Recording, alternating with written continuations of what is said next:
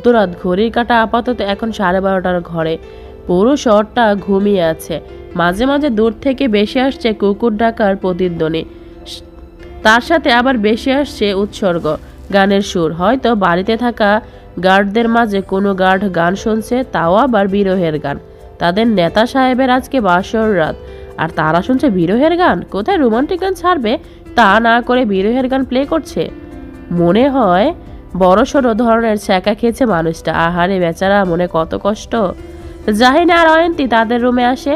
অয়ন্তী রুমে ঢুকে বিছানার পাশে এক কোণে গিয়ে দাঁড়ায়। জাহিন দরজা সিটকারি লাগিয়ে অয়ন্তীর দিকে ফিরে বলে, আপনি ফ্রেশ হবেন? অয়ন্তী মাথা নাড়িয়ে হ্যাঁ বোঝায়। জাহিন পুনরায় বলে, তাহলে আপনি আগে ওয়াশরুমে যান, পরে আমি যাব। অয়ন্তী তড়িৎ বেগে বলে, না না না, আপনি আগে যান, কারণ আমার এসব গহনাগুলো আগে খুলতে হবে। ও আচ্ছা। জাহিন আলমারি খুলে টি শার্ট ট্রাউজার নিয়ে ওয়াশরুমে চলে যায়। অয়ন্তী দীর্ঘশ্বাস ছেড়ে ড্রেসিং টেবিলের সামনে এসে দাঁড়িয়ে মাথা থেকে দুপাট্টা খুলে একে একে সব গয়নাগুলো খুলে রাখে। হাতের চুড়িগুলো একে একে খুলে ড্রেসিং টেবিলের উপরে রাখে। কিন্তু বিপত্তি ঘটল কোমর বন্ধনী খুলতে গিয়ে। হাজার চেষ্টা করেও কোমর বন্ধনীর পেঁচটা খুলতে পারছে না অয়ন্তী।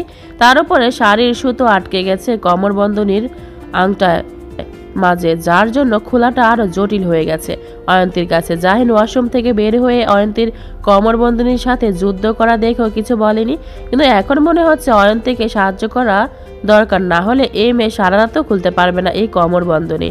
জাহিন ধীর পায়ে হেঁটে অনেকটা দূরত্ব রেখে অয়ন্তীর পেছনে গিয়ে দাঁড়ায়। অয়ন্তী আয়নাতে জাহিনের প্রতিবিম্ব দেখে থেমে যায়।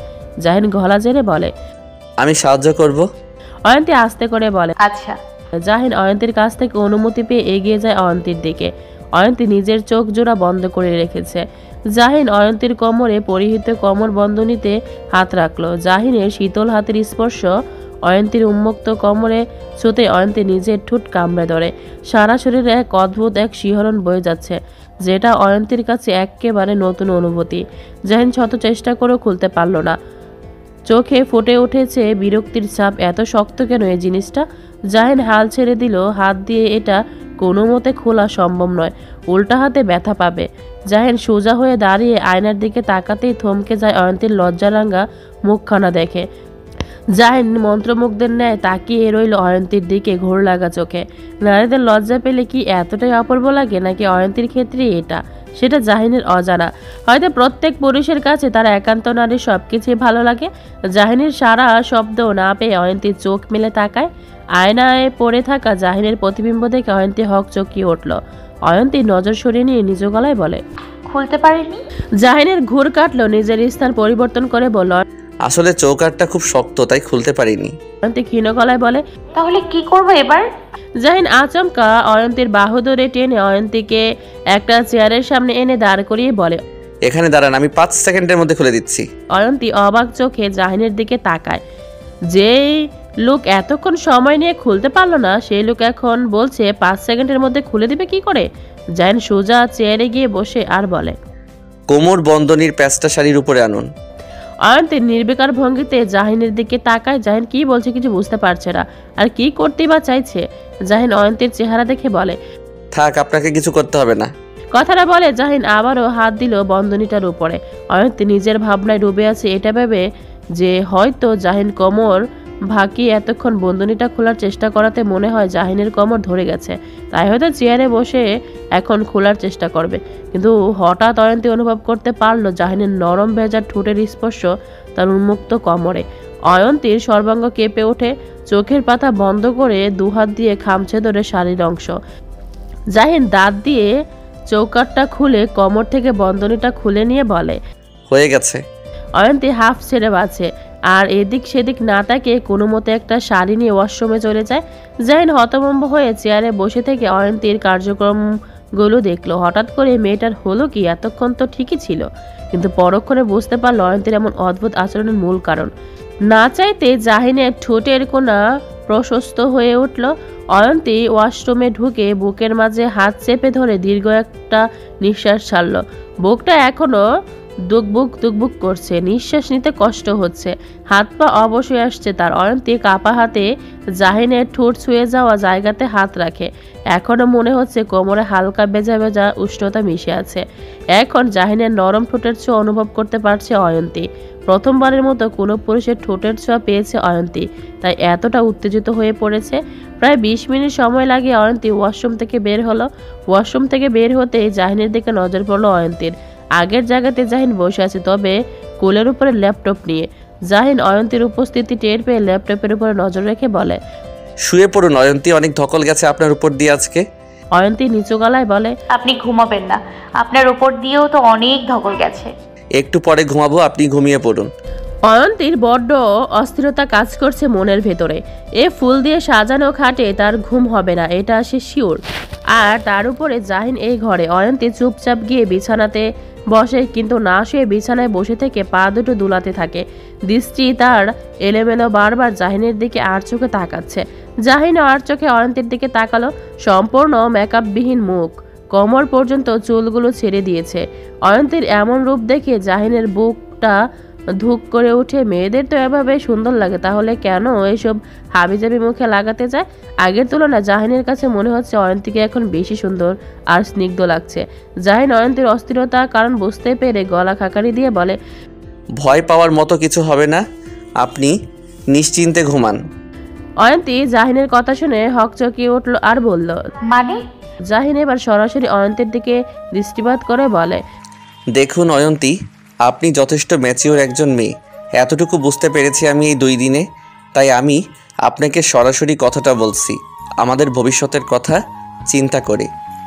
আমি জানি আমাদের বিয়েটা অ্যাক্সিডেন্টালি হয়েছে, কিন্তু এই বিয়েটা আমি মন থেকে মেনে নিয়েছি। তবে আমার জাহিন থামে। অয়ন্তী আগ্রহের সহিত জাহিনের দিকে তাকিয়ে আছে। জাহিনের পরবর্তী কথাটা শোনার জন্য জাহিন আবারও বলে, আমার মনে হয় আমাদের দুজনকে সময় দেওয়া দরকার। অনেকগুলো বসন্ত পার করার ইচ্ছে আছে আমার আপনার সঙ্গে, কিন্তু তার আগে না হয় এই পবিত্র সম্পর্কটাতে প্রণয়ের সূচনা ঘটুক, তারপর না হয় পূর্ণতা পাক। অয়ন্তী মাথা নিচু করে নেয়, থুতনি গিয়ে ঠেকে চিবুক বরাবর। জাহিনের কথাটা শুনে এতক্ষণে মনের ভেতরে যত সংকোচ ভয় অস্থিরতা জড়াতো ছিল তা একটু হলেও কমে অয়ন্তীর। জাহিন পুনরায় বলে, শুয়ে পড়ুন, অনেক রাত হয়েছে। অয়ন্তী বিছানার উপরে পা তুলে শাড়িটা ভালো করে ঠিকঠাক করে গায়ে জড়িয়ে নিয়ে কাত হয়ে শুয়ে পড়ে। জাহিনও নিজের কাজে মনোযোগ দেয়। সকাল 10:30টার দিকে একটা মিটিং আছে নির্বাচন অফিসে, তারই সব ডকুমেন্টস চেক করছে। সারাদিন এত কিছুর মাঝে কাজ করার সুযোগ কি পায়নি, তাই এখন করতে হচ্ছে।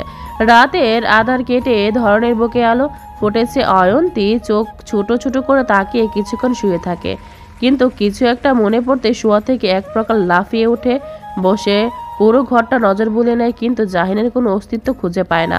অয়ন্তী বিছানার পাশটার দিকে তাকিয়ে বুঝতে পারে জাহিন রাতে বিছানায় শুয়নি, সারা রাত চেয়ারে বসে কাটিয়ে দিয়েছে। অয়ন্তীর খারাপ লাগলো তার জন্য সারা রাত জাহিন এতটা কষ্ট ভোগ করেছে। অয়ন্তীর দেয়াল ঘড়ির দিকে তাকিয়ে দেখে সবে মাত্র 7:30 বাজে। এত সকালবেলা লোকটা গেল কোথায়? এমন সময় দরজায় কড়া নেড়ে যারা বলে, ভাবি উঠেছো? অয়ন্তী তাড়াতাড়ি বেড থেকে নেমে বলে, হ্যাঁ যারা, উঠেছি। যারা দরজা খুলে ভেতরে প্রবেশ করে হাতে একটা শাড়ি নিয়ে আর বলে, ভাবি এই শাড়িটা পরে ফ্রেশ হয়ে নাও। শাড়ি তো আমার অনেক আছে, এখন আবার কেন? এত কিছু তো জানি না, মা আমাকে দিয়ে পাঠালো। অয়ন্তী যারার কাছ থেকে শাড়িটা নিয়ে বলে, ও আচ্ছা, বলছিলাম। অয়ন্তী কথাটা বলতে গিয়েও থেমে যায়। যারা ব্রু কুচকে বলে, কিছু বলবে? আসলে তোমার ভাইয়া কোথায়? ও ভাইয়া জগিং করতে বেরিয়েছে, তুমি ফ্রেশ হয়ে নাও, আমি একটু পর আবার এসে তোমাকে নিচে নিয়ে যাব। আচ্ছা। যারা চলে যায়, কিন্তু অয়ন্তী ভাবনায় পড়ে যায় এখন কি শাওয়ার নিবে নাকি শুধু হাত মুখ ধুয়ে ফ্রেশ হয়ে নিবে। শাওয়ার নেওয়ার মতো তো কিছু হয়নি রাতে, কিন্তু বাইরের মানুষ তো আর সেটা জানে না। তাই অয়ন্তী সিদ্ধান্ত নিল সে একেবারে শাওয়ার নিয়ে বের হবে, কিন্তু তার আগে বিছানাটা পরিষ্কার করতে হবে। অয়ন্তী ফুলসহ চাদরটা তুলে নতুন একটা চাদর বিছিয়ে দিল, কিন্তু রুমের ভেতরে কোনো ঝাড়ু না পাওয়াতে রুমটা আর ঝাড়ু দিতে পারলো না। তাই অয়ন্তী শুধু চাদরটা বিছিয়ে চলে গেল ওয়াশরুমে। ভেজা চুলগুলো ঝাড়তে ঝাড়তে অয়ন্তী ওয়াশরুম থেকে বের হয়ে সোজা ড্রেসিং টেবিলের সামনে গিয়ে দাঁড়ালো, কিন্তু ড্রেসিং টেবিলের আয়নার দিকে তাকাতে অয়ন্তী চমকে যায় জাহিনকে দেখে। জাহিন সোফায় বসে আছে, আর তার দিকে মোহনীয় দৃষ্টিতে তাকিয়ে আছে। জাহিনের কপালে বিন্দু বিন্দু ঘাম জমে আছে জগিং করার জন্য। অয়ন্তী লজ্জা পেয়ে আয়নার দিক থেকে দৃষ্টি সরিয়ে মাথা নিচু করে নেয়। তার বড্ড লজ্জা লাগছে জাহিনের এমন চাহনি দেখে। এমনভাবে তাকায় কেন লোকটা? জাহিনের তাকানোর মাঝে কেন জানি একটা অন্যরকম শীতলতা অনুভব করে অয়ন্তী, আর সারা শরীরে বয়ে যায় এক নাম না জানা শিহরণ। জাহিন শুকনো ঢুক গিলে আনমনে নিজের ডান হাতটা বুকের বাঁ পাশে এনে রাখে। অনুভব করে হার্টের গতি স্বাভাবিকের চেয়ে বেশি। এভাবে লাফাচ্ছে কেন? হার্টটা এতক্ষণ তো স্বাভাবিকই ছিল, তবে কি অয়ন্তীকে এমন আবেদময়ী অবস্থায় দেখে হৃদস্পন্দন অস্বাভাবিক হয়ে গেল? সে কি প্রেমে পড়ে যাচ্ছে অয়ন্তীর? কিন্তু এত জলদি কি করে একটা মেয়ের প্রেমে পড়ে যেতে পারে একজন পুরুষ? সে ব্যাপারটা জাহিন বুঝতে পারছে না। জাহিন জোরে নিঃশ্বাস ছেড়ে বসা থেকে উঠে টাওয়াল নিয়ে সোজা ওয়াশরুমে চলে যায়। জাহিন চলে যেতে এতক্ষণ আটকে রাখা শ্বাসটা অয়ন্তী ছাড়ে। নিজ সত্তাকে স্বাভাবিক করে নিয়ে নিজেকে পরিপাটি করে যত দ্রুত সম্ভব এই ঘর থেকে বের হতে হবে, না হলে আবারও এরকম একটা পরিস্থিতির মুখোমুখি হতে হবে তাকে, যেটা অয়ন্তীকে বড্ড পীড়া দেয়। যারা আসেনি নতুন বউকে নিতে, বরং এসেছেন রুনা আক্তার অয়ন্তীকে নিতে। যারা আসবে কি করে, সে তো শখের মাঝে আছে যখন জানতে পেরেছেন নুহাস এসেছে গতকাল রাত্রে। যারা গতকাল রাত্রে দেখেছিল নুহাসের ঘরে বাতি জ্বালছিল, কিন্তু বাতি জ্বালা দেখে ভেবেছিল সারাফ যেহেতু আজকে রাত্রে এখানে থাকবে তাই হয়তো লাইট জ্বলছিল। কিন্তু সারাফের মুখে যখন নুহাসের আসার কথাটা শুনল, তখন যারা স্তম্ভিত হয়ে যায়। প্রায় 10 দিন হয়ে গেছে নুহাসকে দেখেনি, এমনকি গলার স্বরও শুনেনি। সে মানুষটা গতকাল রাতে এসেছে আর সে টেরও পায়নি। সারাফ যারাকে পর্যবেক্ষণ করে বলে, কে যারা নুহাস বললি যে গতকাল রাতে এসে, সেটা কি তুমি জানতে না যে এখন এভাবে রিয়েক্ট করলে? যারা কিছু না বলে চুপচাপ সোফায় বসে থেকে সিঁড়ির দিকে দৃষ্টিপাত করে রেখেছে। এমন সময় অয়ন্তীকে নিয়ে নিচে নামেন রুনা আক্তার। অয়ন্তীকে নিয়ে সোজা কিচেনে চলে যান। জোহরা বেগম অয়ন্তীকে দেখে বলেন, বাহ, খুব মিষ্টি দেখতে লাগছে আমার বৌমাকে। রুনা আক্তার মজার ছলে বলেন, দেখতে হবে না কার পছন্দ। জোহরা বেগম হেসে ফেলেন আর অয়ন্তীকে বলেন, এখানে কোনো অসুবিধা হচ্ছে না তো তোমার মা? না মা, কোনো অসুবিধা হচ্ছে না। অসুবিধা হলে নির্দ্বিধায় আমাকে বলবে, আমি সেটা সমাধান করার চেষ্টা করব। অয়ন্তী মাথা নাড়িয়ে হ্যাঁ বোঝায়। জোহরা বেগম পুনরায় বলেন, আমাদের বাড়িতে একটা নিয়ম আছে অয়ন্তী, বাড়ির নতুন বউ বাসর রাতের পরের দিন সকালে নিজের হাতে সবার পাতে খাবার পরিবেশন করবে, কিন্তু তুমি শুধু পায়েসটা পরিবেশন করবে। পারবে না এটা করতে? পারবো মা। প্রায় 10 মিনিট পরে নুহাস নিচে নামে। যারাকে সোফায় বসা দেখে থমকে যায়। আজ 10 দিন পর মেয়েটিকে চোখের দেখা দেখতে পেয়েছে নুহাস। এতদিন বুকের ভেতরে যে শূন্যতাটা অনুভব করে এসেছিল, সেটা যেন নিমিষে পূর্ণ হয়ে গেল। এদিকে যারাও নির্বিশেষ ভঙ্গিতে নুহাসের দিকে তাকিয়ে আছে। সামনে থাকা মানুষটার কেন তাকে এভাবে প্রতিনিয়ত যন্ত্রণা দিয়ে যাচ্ছে, আর তার একটুও মায়া জন্মায় না যারার প্রতি? এতটা কঠিন হৃদয়ের মানুষ কেন লোকটি? যারা এসব ভেবে নিচের ঠোঁট কামড়ে ধরে, চোখ দুটো টলমল করছে জলে। চোখের পলক ফেললেই হয়তো গড়িয়ে পড়বে নোনা জলটুকু। সারাফ একবার নুহাসের দিকে তো আরেকবার জারার দিকে তাকায়। সারা পরিস্থিতি সামাল দিতে কিছু বলতে নিবে, তখনই যারা বসা থেকে উঠে এক প্রকার দৌড়ে সিঁড়ি বেয়ে নিজের ঘরে চলে যায়। নুহাস চোখ বন্ধ করে তপ্ত নিঃশ্বাস ছাড়ে। যারার মুখে স্পষ্ট ফুটে উঠেছিল বিরহের যন্ত্রণা, কিন্তু নুহাস অসহায় চাইলেও কিছু করতে পারবে না।